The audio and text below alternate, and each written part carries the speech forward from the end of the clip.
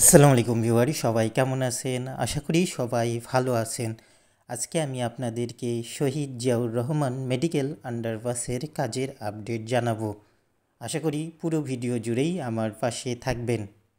শহীদ Ziaur Rahman medical আন্ডারপাসের পূর্ব পাশের ramp থেকে শুরু করিতেছি। দেখতে পাচ্ছেন এখানে মেইন আন্ডারপাসের মহাসড়কের কাজ ইতিমধ্যেই কিন্তু সম্পূর্ণ হয়েছে। এপাশটিতে আপনারা লক্ষ্য করুন, সার্ভিস লেন হয়ে গিয়েছে। সেই সার্ভিস লেন দিয়ে গাড়ি ঘোড়া চলাচল করছে। পাশেই আবার প্যারাফাইট ওয়ালের কাজগুলো সম্পূর্ণ করা হচ্ছে। মাঝে নিরাপত্তা বেষ্টনীর কাজগুলো এখনও কিন্তু সম্পূর্ণ হয়নি, সেখানে রড দ্বারা মিডিয়ামের কাজ করা হচ্ছে। এপাশে প্যারাফাইট ওয়ালগুলোতে ঢালাই দেওয়া হয়েছে।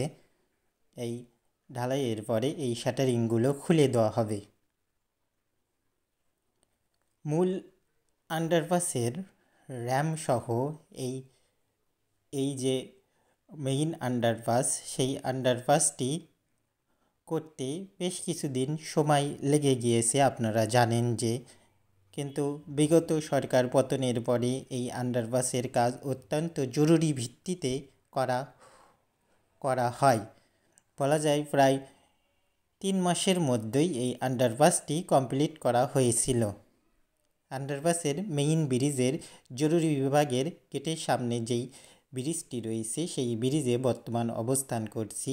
এই ছোট ব্রিজ দিয়ে আপনারা দেখতে পারবেন যে বিভিন্ন গাড়ি ঘোড়া কিন্তু এপাশ থেকে ওপাশে যাওয়ার জন্য এইটা তৈরি করা হয়েছে, বিশেষ করে অ্যাম্বুলেন্স। জরুরি বিভাগের সামনে এই আন্ডারপাসের ব্রিজটি করা হয়েছিল পরে। প্রথম পর্যায়ে এই ব্রিজটি করা হয়েছিল না। আপনারা জানেন যে মেডিকেল ছাত্রছাত্রী আন্দোলনের ফলে কিন্তু আরেকটি আন্ডারপাসের ব্রিজের কাঠামো এখানে নির্মাণ করা হয়। আজকে মূলত গাড়ির চাপ অনেকটাই বেশি। আপনারা দেখতে পাচ্ছেন যে একে একে গাড়িগুলো সার্ভিস লেন ব্যবহার করে রংপুরের দিকে যাচ্ছে।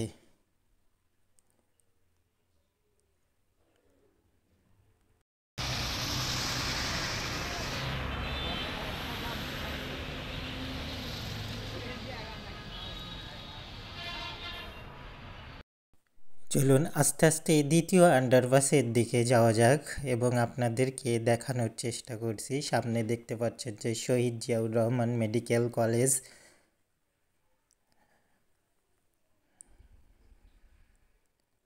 চলে এসেছি দ্বিতীয় আন্ডারপাসটির নিকট। দ্বিতীয় আন্ডারপাসের সম্পূর্ণ কাজ কিন্তু ইতিমধ্যে হয়ে গিয়েছে। দেখতে পাচ্ছেন যে এই আন্ডারপাসের জন্য সুপ্রশস্ত ও রাস্তাও করা হয়েছে এখানে। এপাশ থেকে ওপাশে গাড়িগুলো অনায়াসে যেতে পারবে এই আন্ডারপাসের ভিতর দিয়ে।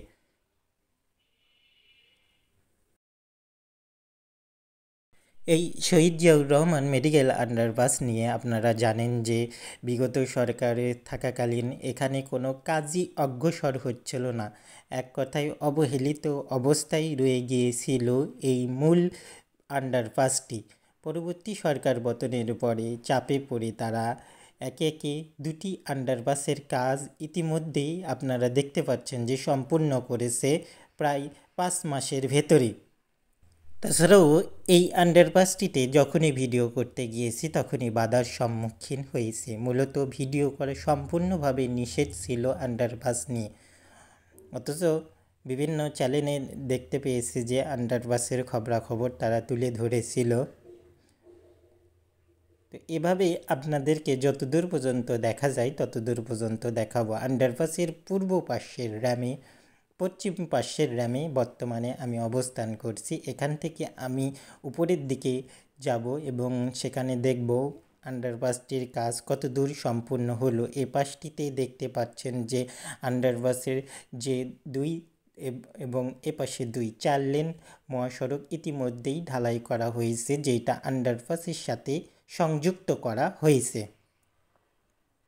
চলুন উপরের দিকে যাওয়া যাক। উপরের দিকে দেখতে চেষ্টা করব যে আন্ডারপাসটির কতটা কাজ অগ্রসর হয়েছে। এপাশে প্যারাপাইট ওয়ালের রড দ্বারা যে বিম দেওয়া হবে সেই বিমটি এখনও চোখে পড়ল না, অর্থাৎ এখনও কিন্তু সম্পূর্ণ হয়নি রডের বিম। তাছাড়াও আন্ডারপাসটিতে রঙের কাজ করা হবে, সেইগুলো করতে একটু সময় লাগবে। বলা যায় 20 থেকে 25 দিনের মধ্যে সম্পূর্ণ আন্ডারপাসটির কাজ সম্পূর্ণ হয়ে যাবে। তখন আন্ডারপাসটি খুলে দেওয়া হবে। এই আন্ডারপাসটি খুলে দেওয়া অত্যন্ত জরুরি, কারণ আপনারা দেখতে পেয়েছেন যে সার্ভিস লেনের এ পাশ এবং ও পাশে সম্পূর্ণ অংশটি যানজট অবস্থায় থাকে, গাড়িগুলো চলাচলের অসুবিধাই হয় বলা যায়। তো ভিডিওটি এখানেই শেষ করব। আশা করি সম্পূর্ণ ভিডিওটি আপনাদের ভালো লাগবে। ভালো লাগলে অবশ্যই একটা লাইক দেবেন, পাশাপাশি নতুন যারা দর্শক রয়েছে চ্যানেলটি সাবস্ক্রাইব করবেন। ধন্যবাদ।